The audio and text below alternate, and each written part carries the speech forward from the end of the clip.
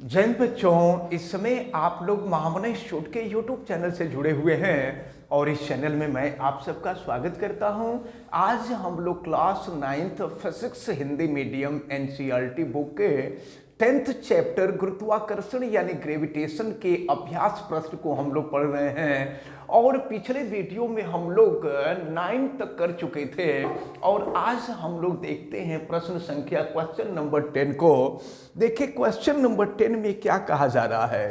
एक व्यक्ति ए अपने एक मित्र के निर्देश पर यानी अपने एक मित्र के कहने पर ध्रुवों पर कुछ ग्राम सोना खरीदता है और वह इस सोने को विषुवत वृत्त पर अपने मित्र को दे देता है।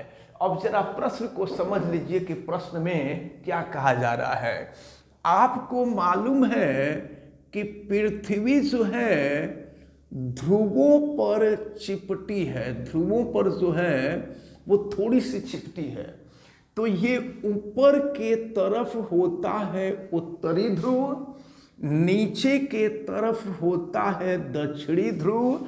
तो ये ध्रुव है और ये जो है विषुवत वृत्त कहलाता है। विषुवत वृत्त को ही विषुवत रेखा या इसी को हम लोग भूमध्य रेखा भी कहते हैं। इसे जो है भूमध्य रेखा भी कहा जाता है या भूमध्य वृत्त कहा जाता है। अब समझिए प्रश्न में क्या कहा जा रहा है। एक व्यक्ति जिसका नाम नहीं दिया है, ये कह दिया है कि एक व्यक्ति ए है। सुनिए ध्यान से, जो अपने मित्र के कहने पर उसका मित्र कहता है कि आप जाइए ध्रुवों पर, ये उत्तरी ध्रुव और दक्षिणी ध्रुव, आप जाइए ध्रुवों पर और वहां से कुछ ग्राम सोना खरीद करके ले करके आइए और ला करके हम विषुवत वृत्त जिसको हम भूमध्य रेखा भी कहते हैं, यहीं पर हम हैं, उस सोने को ला करके हमको दीजिए। क्या उसका मित्र खरीदे हुए सोने के भार से संतुष्ट होगा? यदि नहीं तो क्यों? अब एक बात ध्यान से समझिए, ध्रुवों पर ऐसे समझ लीजिए कि ये ध्रुव है और ये विषुवत वृत्त है या विषुवत रेखा है।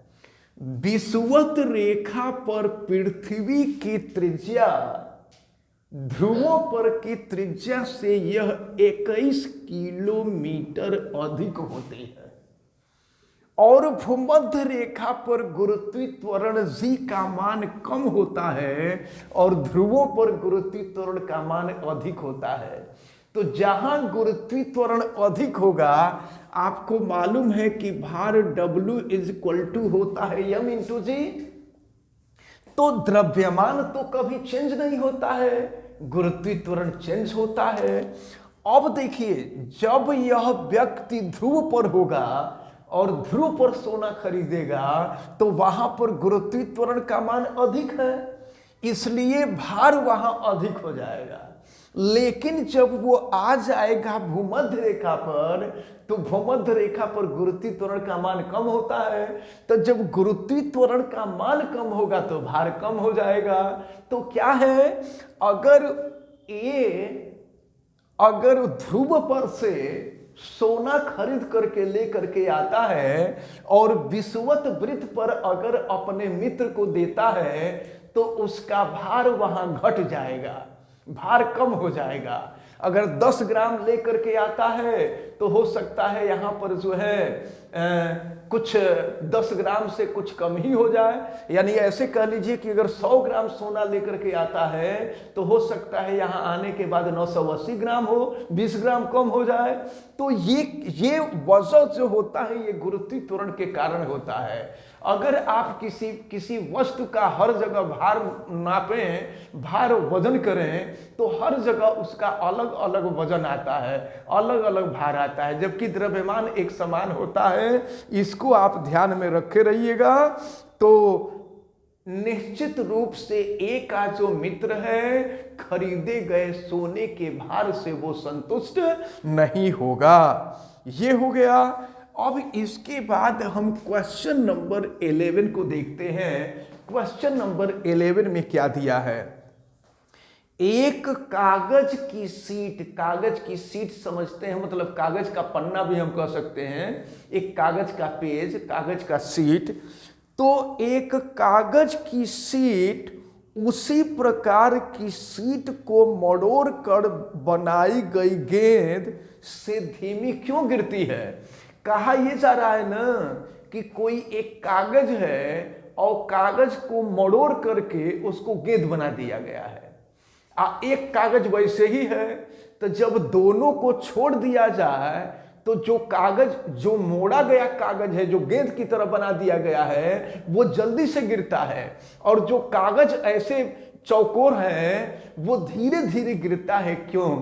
तो इसका कारण ये है कि जो कागज मोड़ा नहीं गया है उसका पृष्ठ क्षेत्रफल ज्यादा होगा, और जब पृष्ठ क्षेत्रफल ज्यादा होगा तो उसके ऊपर लगने वाला वायु का प्रतिरोध अधिक होगा, इसलिए वह धीरे धीरे गिरेगा। लेकिन जब उसी कागज को मोड़ करके गेंद बना दिया गया है तो उसका पृष्ठ क्षेत्रफल कम हो जाएगा, और पृष्ठ क्षेत्रफल कम हो जाएगा तो उसके ऊपर लगने वाला वायु का जो प्रतिरोध है, वायु का प्रतिरोध कम हो जाएगा, जिसके वजह से वो तेजी से पृथ्वी पर आकर के गिर जाएगा।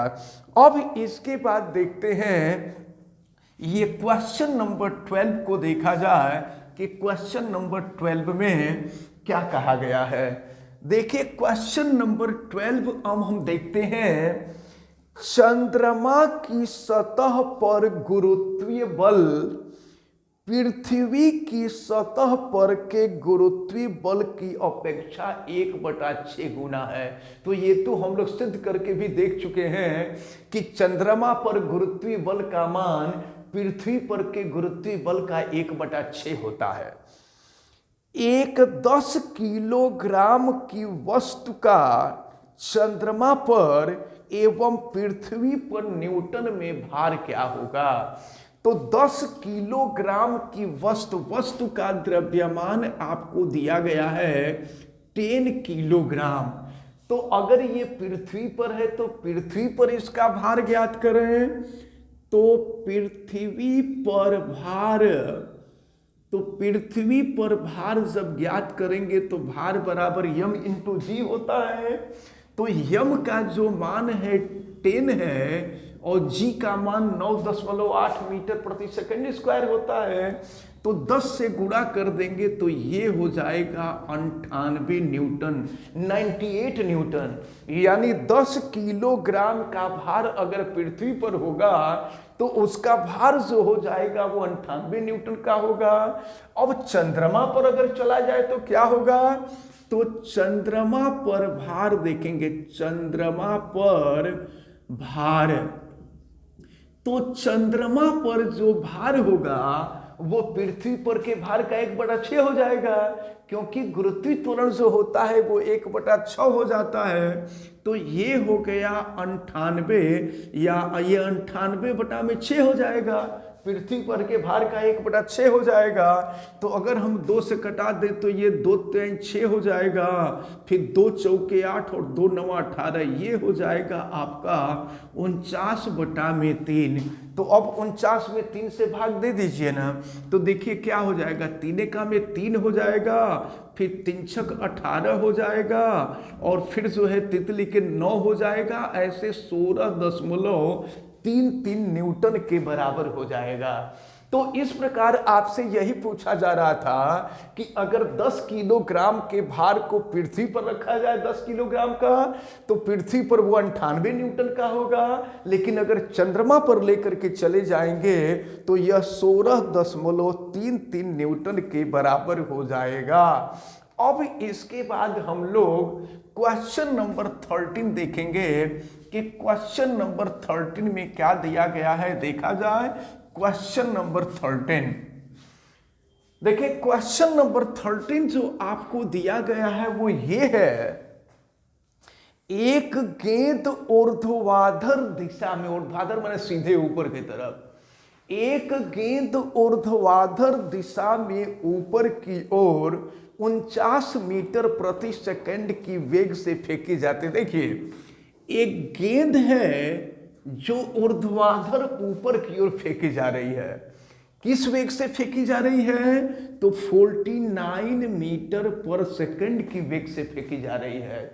जब किसी पिंड को ऊपर की तरफ फेंका जाता है ना, तो जिस वेग से फेंका जाता है वो प्रारंभिक वेग होता है। यानी u की वैल्यू आपको दी गई है, यहां हम नोट कर लेते हैं u की वैल्यू 49 मीटर पर सेकंड दिया हुआ है।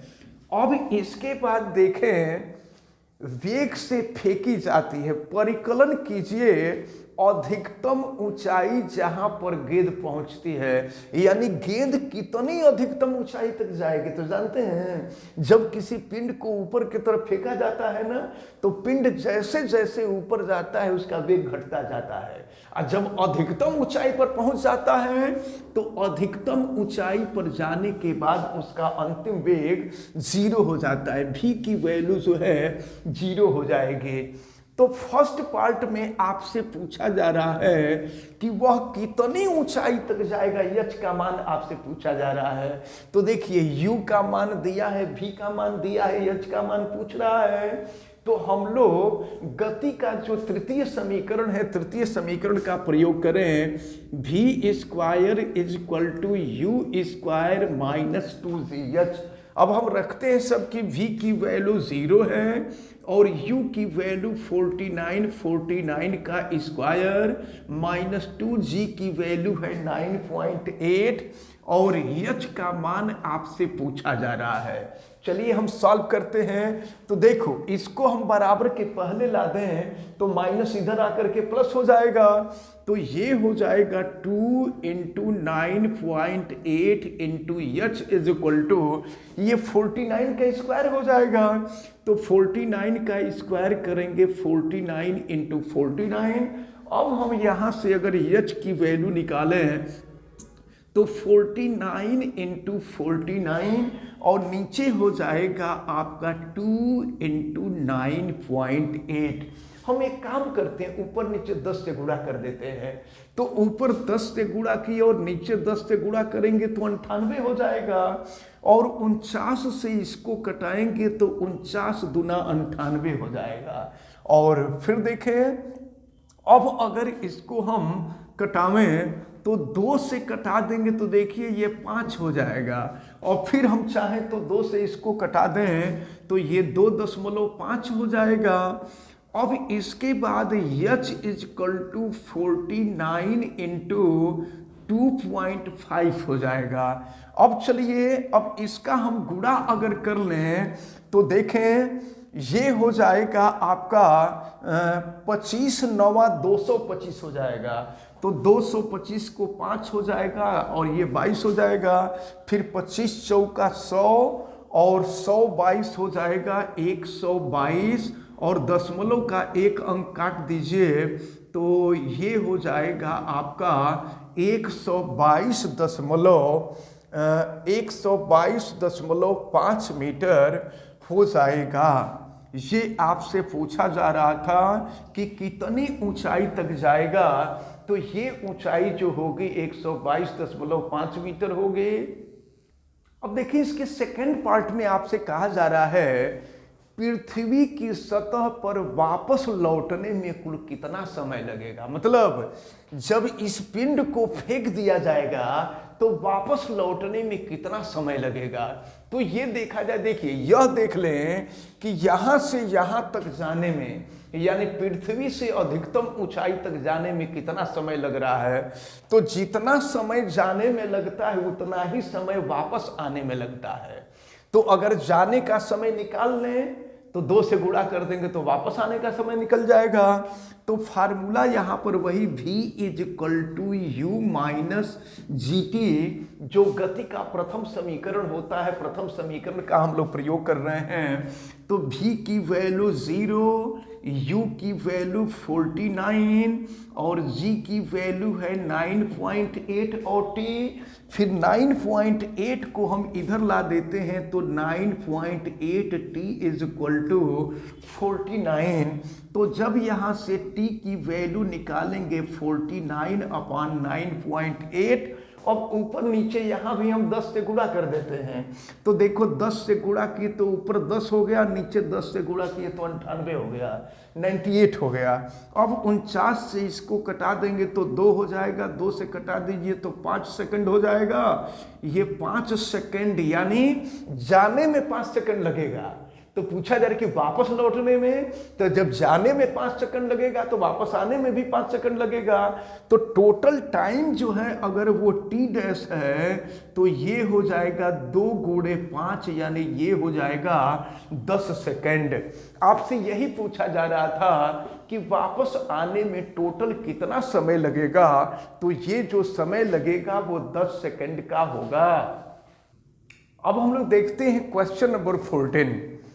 19.6 मीटर की ऊंचाई से ऊंची एक मीनार की चोटी से एक पत्थर छोड़ा जाता है। देखिए एक मीनार है जिसकी ऊंचाई 19.6 मीटर यानी 19.6 मीटर है, और यहीं से देखिए इसकी चोटी से एक पत्थर छोड़ा जा रहा है नीचे के तरफ। यहाँ ये मीनार की चोटी है, ये मीनार है और ये जो है मीनार की चोटी है। तो मीनार की चोटी से एक पत्थर छोड़ा जा रहा है नीचे के तरफ। पृथ्वी पर पहुंचने से पहले इसका अंतिम वेग क्या होगा? तो अब एक बात ध्यान से सुनिए, जब किसी पिंड को छोड़ा जाता है ना तो उस समय उसका प्रारंभिक वेग 0 होता है, और ऊंचाई का मान दिया है, यच की वैल्यू दी गई है, ये दिया है 19.6 मीटर। तो कहा जा रहा है कि यहां आते आते उसका वेग कितना हो जाएगा। तो हम मान लेते हैं कि यहां आते आते उसका अंतिम वेग यानी पृथ्वी से टकराने से पहले उसका वेग v होगा। तो अब v की वैल्यू हमको ज्ञात करनी है। तो यहां पर गति के तृतीय समीकरण का प्रयोग करेंगे, v square is equal to u square plus 2gh। सुनिए हम आपको बताए हैं कि जब पिंड ऊपर जाता है तो गुरुत्वीय त्वरण ऋणात्मक हो जाता है, और जब नीचे आता है तो गुरुत्वीय त्वरण धनात्मक हो जाता है, ये पॉजिटिव हो जाएगा। अब चलिए वैल्यू रखते हैं। तो v की वैल्यू हमें ज्ञात करनी है, u की वैल्यू ये v स्क्वायर u की वैल्यू 0 है, और प्लस हो गया 2g की वैल्यू 9.8 और h का मान है 19.6। अब देखिए क्या हो जाएगा, v स्क्वायर बराबर देखिए 9.8 में 2 से गुणा कर दीजिए तो ये 19.6 और ये भी हो जाएगा 19.6, और फिर v का मान निकालेंगे तो स्क्वायर बराबर के दूसरे तरफ जाएगा तो वर्गमूल हो जाएगा। ये करड़ी में 19.6 गुणे 19.6 हो जाएगा, अब फिर इसका वर्गमूल ले लीजिए तो 19.6 मीटर प्रति सेकंड हो जाएगा। तो फिर आपसे यही पूछा जा रहा था कि जब पत्थर गिराया जाएगा तो किस टकराते समय उसका अंतिम वेग क्या होगा। तो यानी वही पृथ्वी पर पहुंचने से पहले उसका अंतिम वेग जो होगा ये 19.6 मीटर प्रति सेकंड होगा। तो इस प्रकार आज आपको क्वेश्चन नंबर 10, 11, 12, 13, 14 बताए गए, और हमें उम्मीद है कि ये सभी क्वेश्चन आपको अच्छी तरह से समझ में आए होंगे। आप वीडियो को लाइक जरूर कीजिएगा, और अगर आप चैनल पे नए हैं तो चैनल को सब्सक्राइब भी कर लीजिए, बेल आइकन को भी प्रेस करें, और अगर किसी प्रकार की कोई दिक्कत समझ में आती है तो आप हमें कमेंट करके बतावें, और वीडियो को मैक्सिमम स्टूडेंट तक शेयर करें। आप सभी लोगों का बहुत बहुत धन्यवाद। जय हिंद।